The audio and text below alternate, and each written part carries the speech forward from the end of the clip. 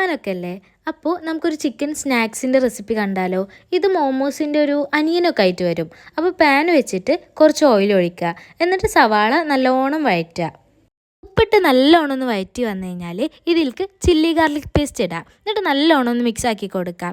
ഞാൻ പൊടികൾക്കായിട്ട് ഇവിടെ ഗരം മസാലയും പെപ്പർ പൗഡറും ആഡ് ചെയ്തിട്ടുള്ളത്.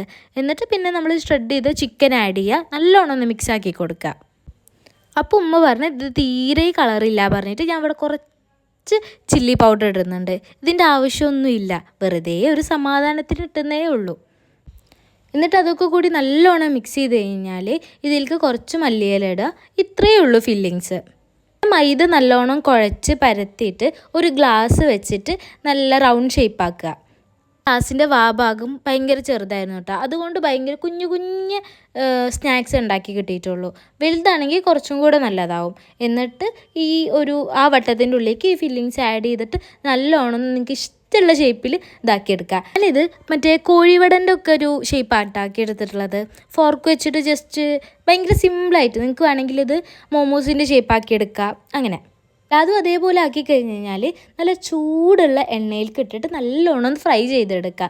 നല്ല ടേസ്റ്റായിട്ടത്. പിന്നെ ചൂടോടെ കഴിക്കുമ്പോഴാവും കുറച്ചും കൂടെ അടിപൊളി. കാരണം കുറേ നേരം ഇരിക്കുമ്പോൾ ഇത് ഭയങ്കര ഹാർഡായി പോകുന്നുണ്ട്. അപ്പോൾ ചൂടോടെ കഴിക്കണമെങ്കിൽ നല്ല ടേസ്റ്റ് ഉണ്ട്. ഇത് നമ്മുടെ ഫ്രൈഡ് മോമോസിൻ്റെ കൂടെ ടേസ്റ്റാണ്. നല്ലതായിരുന്നു. എല്ലാവരും ഒന്ന് ട്രൈ ചെയ്ത് നോക്ക്.